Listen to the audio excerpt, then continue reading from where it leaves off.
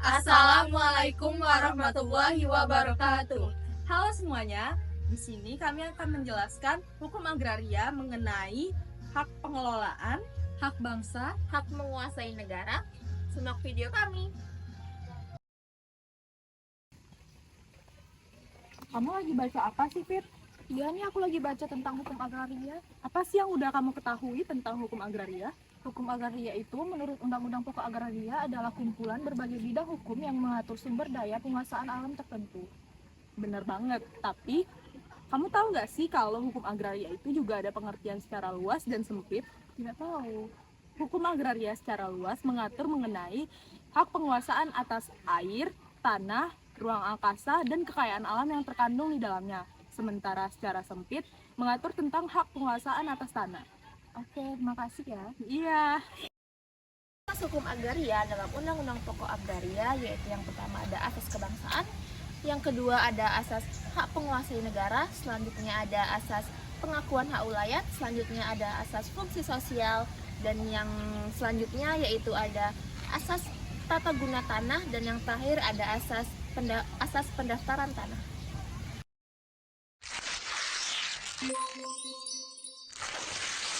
Hak bangsa merupakan sebutan dari para ilmuwan hukum tanah pada lembaga hukum dan hubungan hukum konkret dengan bumi, air, ruang angkasa Indonesia, serta kekayaan yang terkandung di dalamnya. Dalam pasal 1 ayat 1 Undang-Undang Pokok Agraria dinyatakan bahwa seluruh wilayah Indonesia adalah kesatuan tanah air dari seluruh rakyat Indonesia yang telah bersatu sebagai bangsa Indonesia.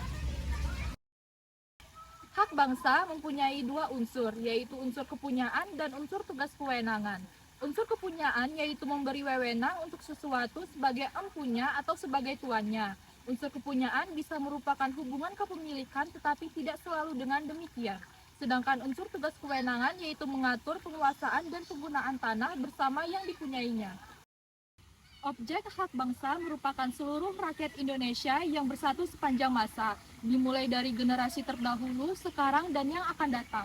Objek daripada hak bangsa meliputi semua tanah yang ada di dalam wilayah Republik Indonesia.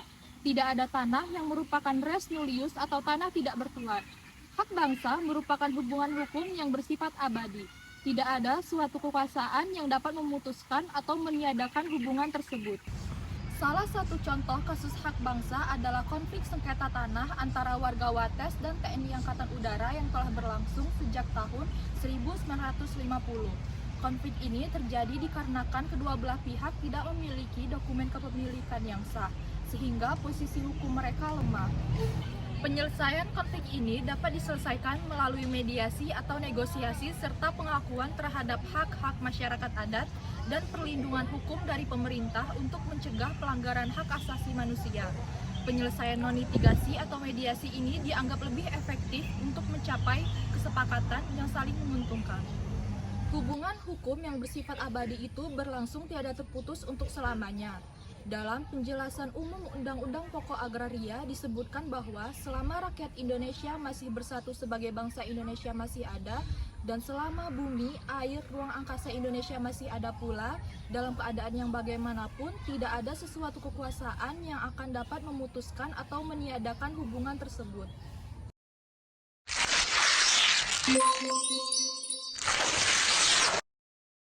Hak menguasai negara bersumber pada hak bangsa Indonesia atas tanah.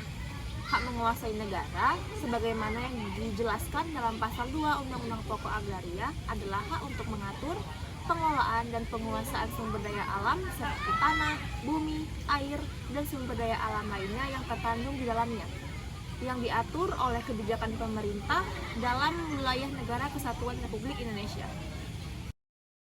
Menguasai negara diatur dalam yang pertama, pasal 33 Undang-Undang Dasar 1945 yang mengatur dasar kewenangan negara untuk menguasai tanah, air, dan kekayaan alam lainnya.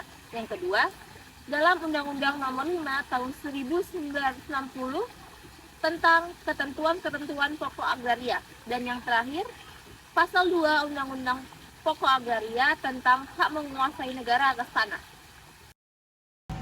Masyarakat Indonesia memposisikan tanah pada kedudukan yang sangat penting karena tanah merupakan faktor utama dalam peningkatan produktivitas agraria. Hak menguasai negara dapat dikuasai oleh daerah-daerah dan masyarakat-masyarakat hukum adat dengan kebijakan ketentuan pemerintahan. Hak menguasai negara tidak akan terhapus selagi Negara Kesatuan Republik Indonesia masih ada sebagai negara yang merdeka. Salah satu contoh kasus hak menguasai negara dapat dilihat dalam kasus sengketa tanah di Pulau Rempang, Kepulauan Riau. Dalam kasus ini, pemerintah berusaha menguasai tanah untuk proyek strategis nasional. Namun, hal ini sangat bertentangan dengan hak ulayat masyarakat lokal, dikarenakan masyarakat lokal tidak memiliki bukti tertulis atas hak kepemilikan tanah mereka. Penyelesaian dalam kasus ini dilakukan dengan berdialog antara pemerintah dan masyarakat guna untuk mencapai kesepakatan sekaligus untuk menghormati hak-hak masyarakat dan sekaligus untuk kepentingan pembangunan. Hal ini didasarkan pada pasal 33 Undang-Undang Dasar 1945 yang menekankan bahwa penguasaan negara harus untuk kemakmuran rakyat. Hak menguasai negara mempunyai pengaruh yang sangat signifikan terhadap penggunaan sumber daya alam di Indonesia. Berdasarkan pasal 33 Undang-Undang Dasar 1945, negara memiliki kewenangan untuk mengelola sumber daya alam demi kemakmuran masyarakat. Dengan demi mencakup pengawasan dan pengaturan terhadap pengguna sumber daya alam agar tidak hanya menguntungkan oleh segelintir pihak saja, tetapi bisa menguntungkan oleh masyarakat luas. Dengan demikian, penggunaan sumber daya alam diharapkan mampu mendukung kesejahteraan dan kesejahteraan untuk seluruh rakyat Indonesia.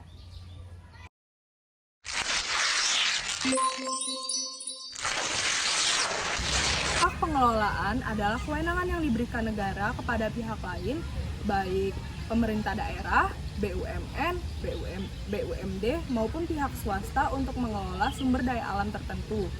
Bentuk hak pengelolaan dibagi menjadi 3. Yang pertama, hak pengusahaan, yaitu hak untuk menggunakan sumber daya alam untuk tujuan komersial seperti perkebunan.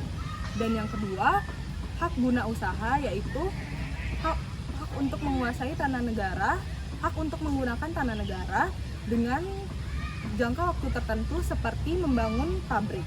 Dan yang terakhir, hak pakai, yaitu hak untuk menggunakan tanah negara dengan tujuan non-komersial seperti fasilitas umum ataupun tempat ibadah. Hak pengelolaan tidak diberikan kepada perseorangan, baik warga negara Indonesia maupun warga negara asing yang berkedudukan di Indonesia. Syarat bagi badan hukum untuk mempunyai tanah hak pengelolaan adalah badan hukum yang mempunyai tugas dan fungsi yang berkaitan dengan pengelolaan tanah. Secara tersurat, Undang-Undang Pokok Agraria tidak menyebut tentang hak pengelolaan, tetapi hak pengelolaan lebih bersifat turunan dan diatur dalam peraturan perundang-undangan di bawah Undang-Undang Pokok Agraria. Pemberian hak pengelolaan bertujuan untuk meningkatkan efisiensi pengelolaan sumber daya alam, menarik investasi, dan mempercepat pembangunan. Contoh kasus dari hak pengelolaan adalah sengketa antara PT Pertamina dengan TNI Kebun Jeruk, di mana PT Pertamina mengklaim bahwa TNI tidak berwenang untuk memberikan tanah tanpa izin. Penyelesaian hukum dapat dilakukan melalui litigasi, di mana PT Pertamina dapat mengajukan gugatan untuk melindungi hak-haknya. Selain itu, dalam kasus Mahkamah Agung, kesepakatan hak pengelolaan oleh pihak ketiga tidak menjamin adanya kepastian hukum, sehingga diperlukan adanya perjanjian tertulis.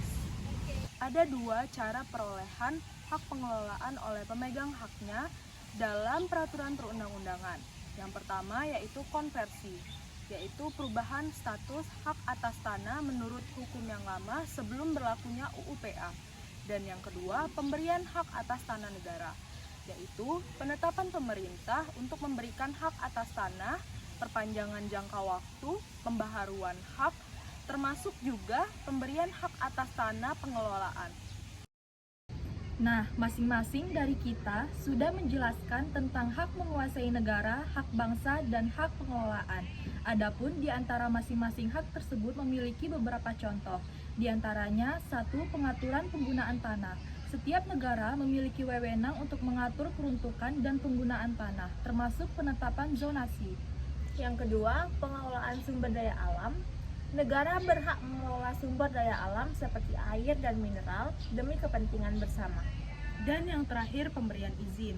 Negara dapat memberikan izin penggunaan tanah kepada individu atau badan hukum dengan syarat tertentu.